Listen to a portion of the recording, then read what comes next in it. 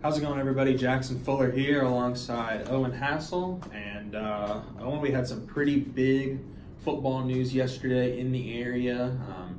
And in case you guys didn't hear about it, New Hanover head coach Earl Smith retiring from coaching football. He has been the Wildcats coach for the past 4 years. He coached New Hanover 2 years in the early 2000s, but overall a 32-year career as a head coach coming to an end, and quite the shakeup here in the local football scene. Yeah, it's somebody like Earl Smith you can respect, to all the years he's been coaching and the winning he's had and the number of people he's impacted. And on the other hand, you do realize that he's been doing this a long time, and maybe you could think in the back of your mind at any point it could happen. Maybe some said after that state championship last year, why not go out on top? But I know he had a lot of love for the senior class because he was there this last 4-year stint and saw them throughout. So I think he wanted to see those seniors out, which says a lot for Coach Smith, that it wasn't just about, let me wait till I get some huge achievement and then leave. Let me see if we can do it again, or just see these guys out one more year. It's not like New Hanover had some type of terrible year. Did have some lapses of defense and some drop passes, things of that nature that maybe hurt them in the long run, but still a formidable team, and a team that could have very well reached the third round. Yeah, I mean, countless football programs across the state would take a 9-4 year and a second-round berth in the high school football playoffs.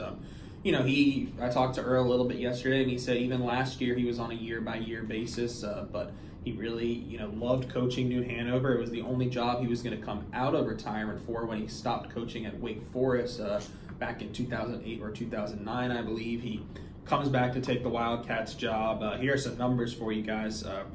55-24 with the Wildcats over those 6 years, 44-13 during this 4-year run, which is really impressive record over a 4-year stretch.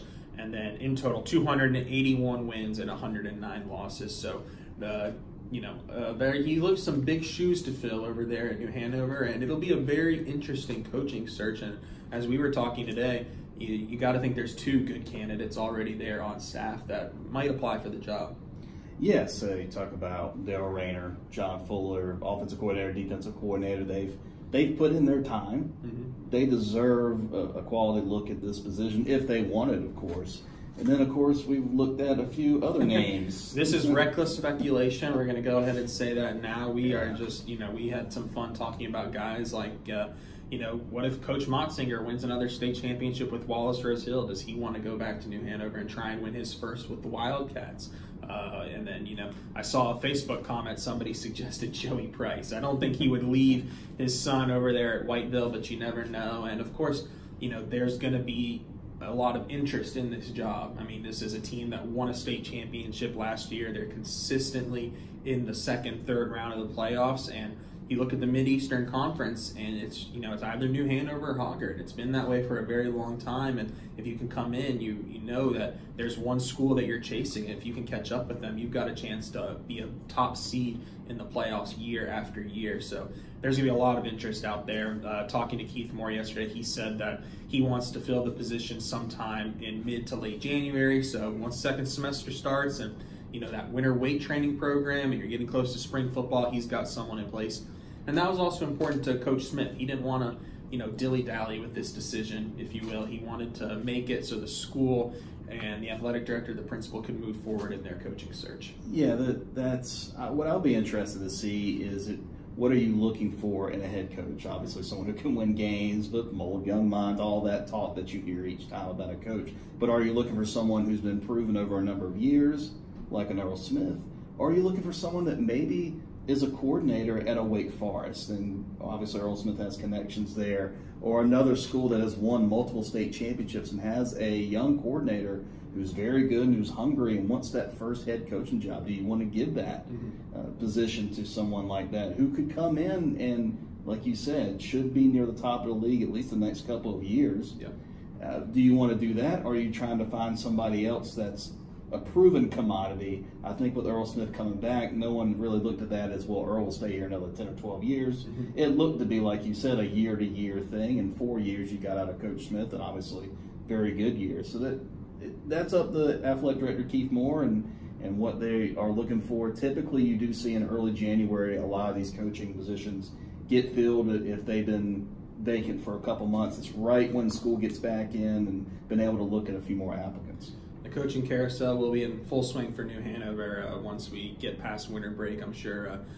One thing really quickly, I don't want to talk about this too much, but one team who's got to be licking their chops is Topsail. When you look at New Hanover, we'll have a new quarterback, a new head coach. Who knows if it's a new head coach from outside the school, what kind of turnovers there on the coaching staff. And the Pirates are going to have Wayne Inman back. They're going to have Cody Wallace back. They're going to have Noah LaValle back. Is there maybe a chance for some other teams to, usurp New Hanover while they go through this transition?